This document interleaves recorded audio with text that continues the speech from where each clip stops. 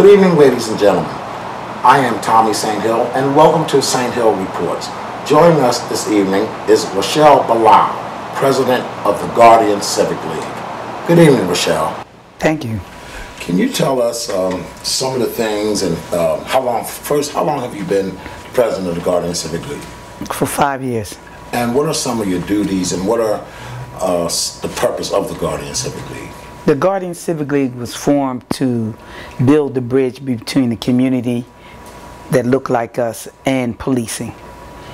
And when you say that look like us and policing and build the bridge, can you be a little more elaborate for our viewers? What does that mean? It was for us to work with the community, basically let them know about the policing, show them a different side of policing, because where we came from in our city, policing was not viewed as good people back then. So our organization was formed to deal with those issues and building the bridge between us and the community, and also deal with the disparities within the law enforcement institution. So to build a better relationship with the community and the police who are charged with enforcing the laws of the nation. That's correct. How long has the Guardian Civic League been in existence? Since 1956. I remember when Mr. Alphonso Deal, the great Mr. Alphonso Deal, he was a state representative, put the Guardian Civic League on the map by addressing some of the inequalities and some of the problems that were facing African American police officers. Since then, the Guardian Civic League has come a long way. Tell us about some of the things that you are doing to push up the Guardian Civic League and to protect the community and to keep the legacy of the Guardian Civic League going. Some of the programs we have with the community, which we go out to the different schools, community organizations, we do what to do when stopped by police. That basically informs the community on what to do. We want them to know the difference between a bad cop and a good cop. So what to do when stopped by police basically keeps young people or anybody from being pulled into the system, because most of the time they don't know what the police can and cannot do. So therefore we'll be informing them of what the police can do and what police cannot do, so therefore they'll be able to recognize a bad cop when they see him. Plus we also make sure that they know how to report a bad cop so that we can get that one off the street. And that's just to set the record straight. 99.9% of the police officers are good police officers. That's correct. Good public servants, but like in any organization you have a few bad apples. Definitely. And those few bad apples could tarnish the whole force, because the police officers, they do protect the community, and they're a very important part of our society. Can you tell me, you just started the first summer of a camp for young children. That's one of the programs we have. This summer, it's for the first time, we have a summer day camp. We looked at what the city was facing in reference to young people and what they do when they're out of school. So we decided as a board to have a summer day enrichment program here, which is good. It's good for the younger kids. It's also good for the counselors that we hire. It's a twofold: enrichment for the younger ones, and also a work program for the younger adults in college and in high school, so they can get some work experience, and so that we can work with them on a work ethics. Okay. I noticed that you have a summer program for young children. In fact, we have some young children who's helping with this production today. Tell us about programs and some of the other programs that benefit the community. We adopted a shelter for battered women and kids. That's one of the programs where we give school supplies, toys, invite them to different events. We have a one-day boot camp, which we take children through the system, from out in the streets to the district, to the jail, to the prisons, and to Temple Hospital, so they can see the effects of bullets. We have the best study program here for policing. Going back to the boot camp, was that like a crime prevention, so the kids, you're showing them what can happen if they get into criminal activity? Can you basically, yes. The one-day boot camp takes them through. We don't want them to get into the system, so we show them what the system is. We show them what the prisons are. We show them how the jails are. We show them how they will be treated when they come into the system, and they have a one-on-one conversation with some young men and women who are already in prison, telling them not to come this way. So that's our one-day boot camp. Okay, and some of the other programs that you have? We have a study program for mobility for police officers who want to get promoted. We start from corporal to sergeants to detectives to lieutenants to captains. They all study here with those who have went through the study class and went up in the ranks. They come back and they teach those classes. Now we have had, I think, two African-American police commissioners. If I'm not mistaken, I think the Guardian Civic League and their activism was a major part in increasing the numbers of African Americans on the police force, and also increasing African Americans in command positions. Is that also one of the purposes of your organization? Yes, it is, because we filed a lawsuit in reference to the balancing out of people of color on this force. Because back then, there was many of us. So the lawsuit filed increased the numbers of African Americans on the force. So you know what year that was? I remember covering it, but I think that was what, 1980s? Is that around 1980s? Yeah, in the 80s. Okay. Yeah. And so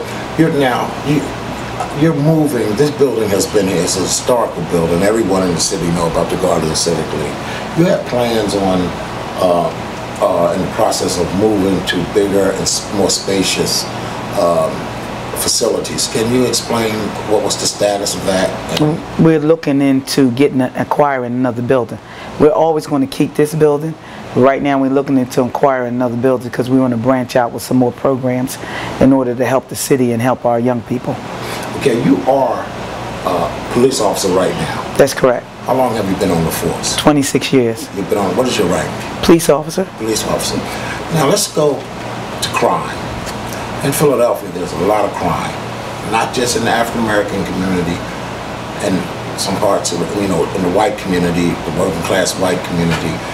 Do you see anything that can be done? It seems like crime is going up. Just a few days ago, there was an incident where two 10-year-olds broke into an elderly woman's house and robbed her. 26 years of being a police officer. What do you think can stop crime? Is it parenting? Is it schools? I think it's a holistic approach to the crime system. It takes a village to raise a child. So it takes the community organization, it takes the police organization, it takes all the organizations in this city to step their game up in order to prevent some of the things. Crime is going to exist. You're going to have people doing something somewhere, but we need to minimize that, especially because it's hurting our children, it's hurting our families, it's hurting our kids. Okay, and this is your first year? First year. Do you have any city help, or is this from just the membership and your dues that the Guardian Civic League members pay, or do you have any city help in terms of, do you feed the kids lunch? Do they have lunch? Well, the city has a lunch program. Right. That's all we have. Okay. Everything else that is come from the Guardian Civic League. We pay the young people that works here. We pay the director and assistant director, which are teachers who were laid off during the summer. So they're here running this camp. So yes, no, the city doesn't get 40. 40 children? Yes. Good. Okay, let's talk about the future of the Guardian Civic League and where you want to take it. In terms of, you're the vice chair of the National Black Police Association. Before we get to the Guardian Civic League, what are your duties, and explain to us what is the National Black Police Association? The National Black Police Association consists of local chapters around the country and in the islands. So they're like different chapters all around the country, and then basically like chapters like the Guardian Civic League organization, following the mission, which is building the bridge between the community and us, and dealing with the diversity in law enforcement institutions, and dealing with disparities in law enforcement institutions, and also dealing with situation of police brutality in law enforcement institutions. So the national do. My job now is basically to help the chair and the board to continue on the mission and get the organizations to join in and work on the same things that we do here in Philadelphia. Two questions. How many members are in the Guardian Civic League in Philadelphia, and how many members are in the National Black Police I Association? don't know how many is in the National Black Police Association, but the Guardian Civic League, over 2,000. Over 2,000? Yes. We have 2,000. Could you have retired members also? Yes. Who are active in the Guardian Civic League? Yes. And what kind of services do you provide for the retirees? Well, we get them together. They are our advisors in reference to what we do here. They participate on the board. They are regulatory compliance committee. They also develop their own programs in order to assist those who retire and those who are senior in the organization. They work along with the active officers. Okay, you just had a convention in Philadelphia. Yes. I think last week? Last week, from the 5th to the 12th. Can you explain to the viewers what that convention was about? How many people were there and where did they come from? They came from all over. The Los Angeles, Delaware, New Jersey, Dallas, Connecticut, some of the places I'm trying to think. And that was the National Black Police Association? That's correct. How many people were, and where was it held? It was held at the Doubletree downtown. Okay. The Hilton Doubletree downtown at Board and Locust. They came here because basically our national conventions is a training ground for them. It's basically to train them, to get them motivated to go back to their respective cities and do the work and the mission of the National Black Police Association. They were here, they loved Philadelphia, they had a good time, the classes were excellent, and now they're going back to do the work of the association. Do you work with Police Commissioner Ramsey and his staff in terms of to attain some of the objectives that the Guardian Civic League are? We meet with the commissioners on issues that we think that he needs to know about, and we meet with him and work on issues that we can work with the city on, and those are the ones that we can't, we do. Okay. And some of the things that y'all meet about, if it's not confidential, can you share that with us? No, some of it's confidential, but we deal with issues of disparity. We deal with issues of community concerns. Okay. And when you say community concerns, you're talking about police brutality. Yes. And mistreatment of some of the citizens of the city. And mistreatment of officers on this job. And officers on the job. Is that a big problem, mistreatment of officers? Sometimes. Okay. Well, can you elaborate on that? It all depends on who it is. Sometimes it is. Right. It all depends. People have their different picks when they do certain things. Are you the first female?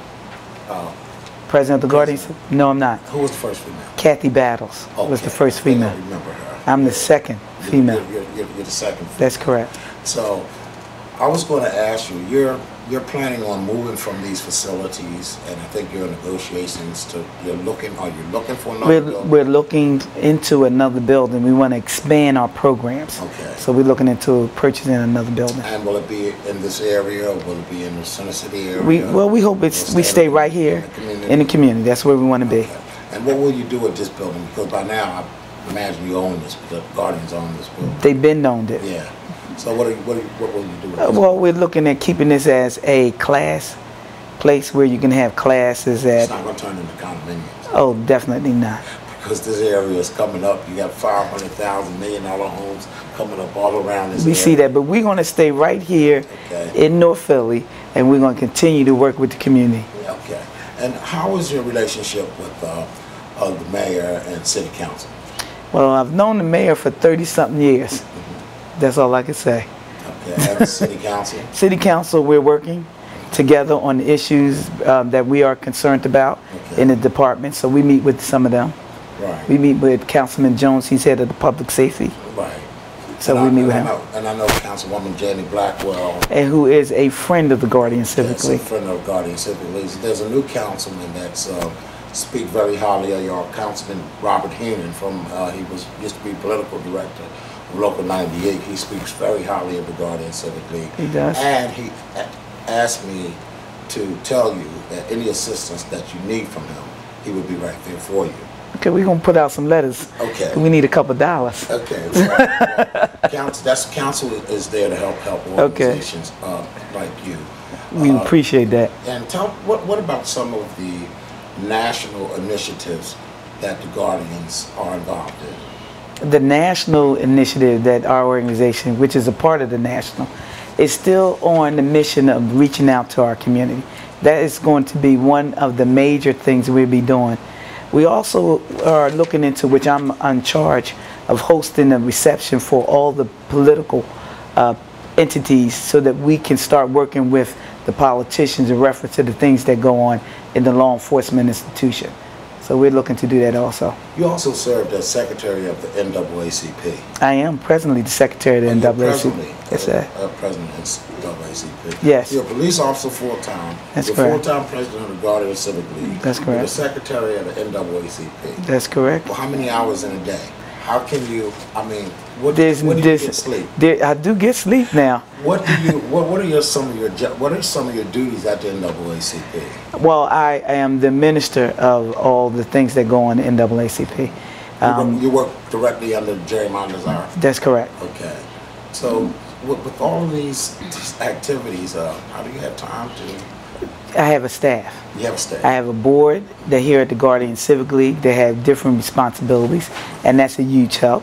So I don't have to do everything, right, which I couldn't. Right. If I tried, I couldn't.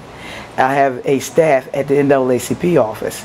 We have Ms. Spotwood that runs the office. She's the treasurer of the NAACP Philadelphia chapter. You have board members there at the NAACP. So everywhere there's a staff that I have. So therefore, I'm not doing this alone. I couldn't do this in the Guardian Civic League. The executive board members are the ones that help get this done. And you know, I just want to take this opportunity. Jihad Ali has been one of your most, he's my producer. In fact, he's the one who got me into, was responsible for me getting this show. He is one of the biggest boosters for the Guardian Civic League, and he's also one of the biggest boosters for equality for African Americans and all people in the city. How has he assisted you in your job duties? Because he's tooting your horn everywhere. Because he's one of the people that's on, he's our development committee chairperson. That means he goes out and finds different ways to bring funds into this organization, and he has. And he does a good job to it. And he goes to city council for us because he represents us there. He represents you real well, because I'm in city council representing one of my clients, and I want to tell you that he represents you real well. But Jihad came on like gangbusters. When I reached out to him, he said no problem, and he just been running ever since. And just to let our viewers know, Jihad is a retired officer in the police department. He's a retired sergeant in the police department. He's not on disability, but he's still out there helping the community. But enough about Jihad. Let's talk about you and your family life. How from your bio, you have a daughter. She's in college. Well, she's here right now. She's one of the counselors in the camp here. Okay. I have one daughter, Samira. She's 25. Okay. That's the one I work hard for. Okay.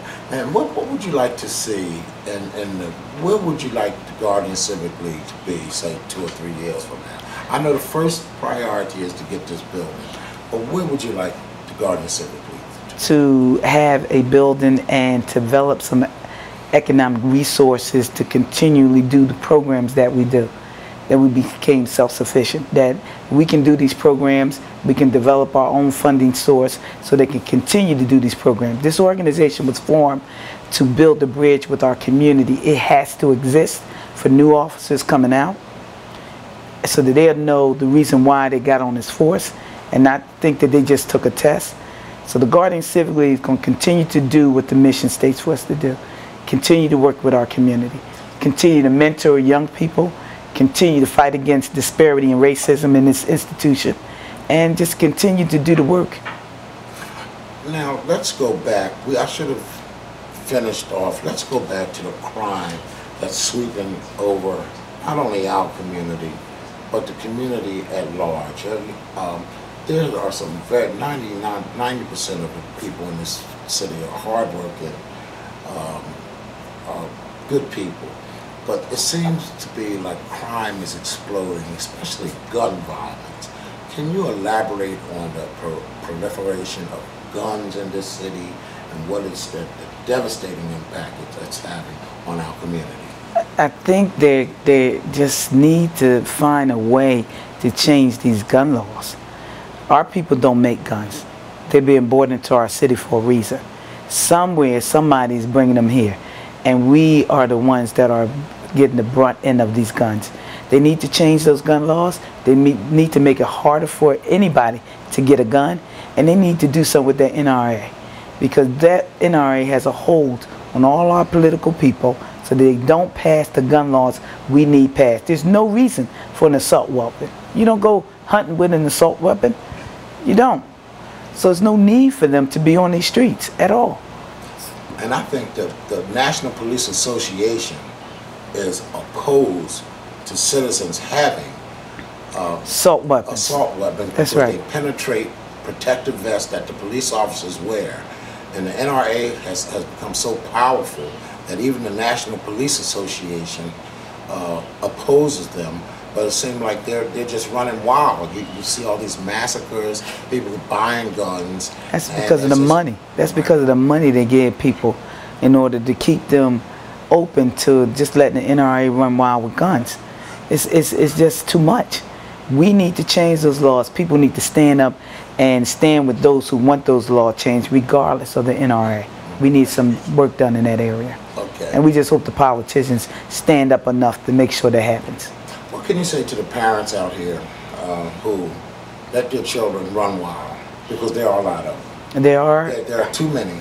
And you know, I must say, the parents of those 2 10-year-old boys who did that to that old lady, I'll be driving down the street, coming from events at night, 11, 12 o'clock. I see 10-year-olds, 9-year-olds out there walking down the street. What can you say to the parents to rein their children in so they can be better adults? Because they build jails for our children. And well, we know they actually build jails for our children. Well, they put more money in jails than they do in schools. Well, we know that, and the parents that there are issues in families whereas children are left unattended. And so as a village, then those who are around them need to begin to raise those kids. We can't allow a parent to just fall down on the job and nobody picks up them children to make sure that they are being taught the right thing. Keep saying it takes a village to raise a child. One parent falling down shouldn't have any children running around here, running up in people's houses, robbing them. That's because nobody else around them are paying them children any attention. So we all got to fall into this. At one time, and I'm thinking several other locales around the country, there have been laws and legislation passed that make parents responsible for the actions of their minor children. Would you be in favor of making parents responsible for the actions of minor children, whether it be fines? And I think jail is just too severe, but like if a child 10, 11, 8, 12 go out and commit these heinous crimes, would you be in favor of making the parents responsible for their behavior? I think there need to be responsibility, but what are you going to get out of fines? You just take more money out of a household that has very limited funds to do whatever they need. That's not necessary. Maybe some training. Maybe if you make them responsible and then make them go to some training for parenting, because nobody ever gets training in parenting. Nobody ever taught how to be a parent. They develop that through whatever family they had. So if that family didn't have a family, then the family they're raising is not going to have any training either. So I don't think you need to go into anybody's pockets no more than you already have in this city. And God knows they're in our pockets a lot here. But good point. Put them in some training, make it mandatory that they go through training. So maybe they need to know how to parent. Maybe they need to be trained in those areas. Make it mandatory for them to do that. But the jail, definitely not. No, we got enough people in jail for nothing, mostly. So going in their pockets, jail, no. Training, yes. Make it mandatory for them to do that, and make them responsible for what their kids do. I want you to go over again because, you know, we just said it, but I don't mind being redundant. They're building jails for our children. Yeah, I noticed that. They're putting more money in jails than schools. Well, that's another way of mass incarceration. That's another way of putting us back in slavery. That's another way of getting free labor. Anytime they want to build a jail, you notice where they build it at? They don't build it in the city to give us jobs. They build it out there in the suburbs to give them jobs. So therefore, they plotting. They've been planning this for a long time. That's just, to me, is another form of slavery. Put them in jail, free labor, to continue to do what for this country? Build it.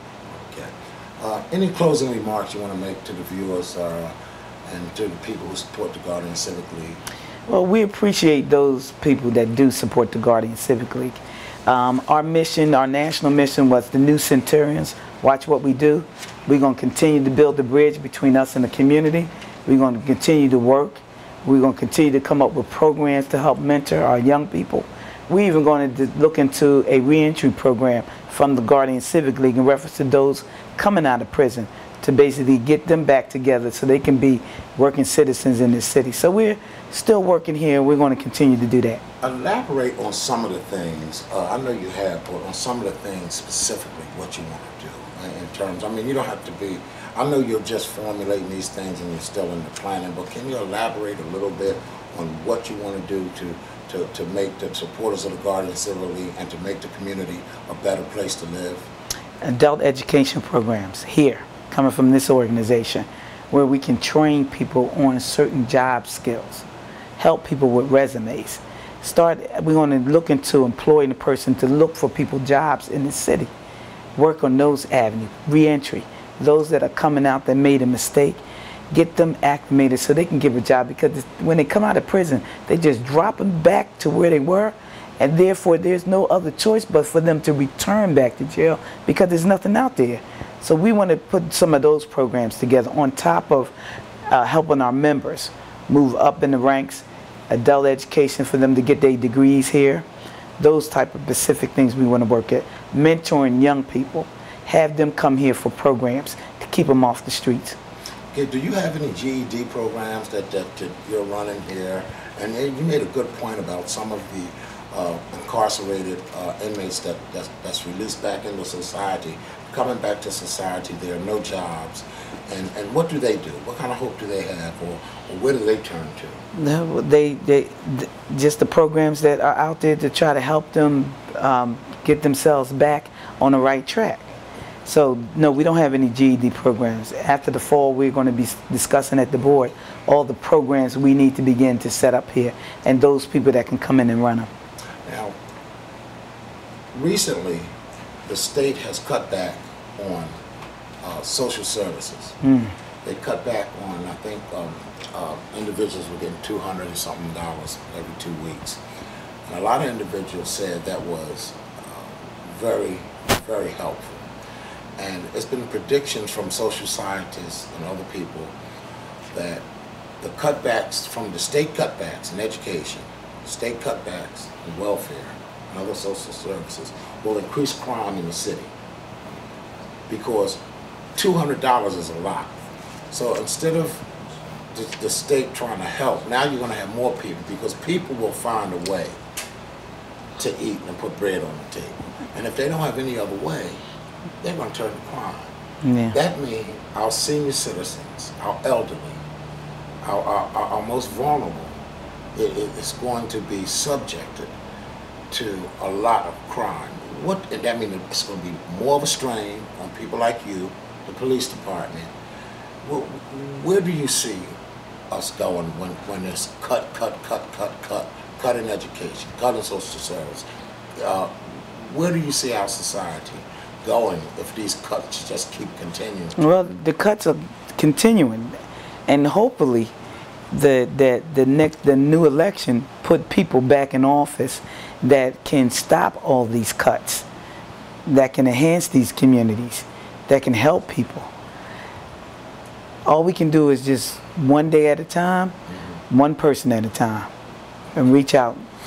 Okay, as a member of the Guardian, I remember there used to be a lot of tension between the African Americans, Hispanic, and the white police officers on the force. Recently, there's been less, at least in the newspaper. It seems like everybody's getting along a little more. I know there are a lot of isolated incidents, but would you say that the relationship has been better because of your efforts, that the relationship, that racism has gone down in our police force? Because I see a lot of black commanders, we have a black commissioner. Do you think things are getting better? I say that the relationships are workable now. Okay. I can never say that racism has gone down, because racism seems to go covert at some points in this institution, meaning it's not blatant, but it's still there. Okay. Let's say we are working together a little bit more than before. I want to thank Rochelle Bilal of the Guardian Civic League for joining us this evening. I also want to thank our viewers for watching St.Hill Reports. I am Tommy St.Hill. Have a pleasant evening.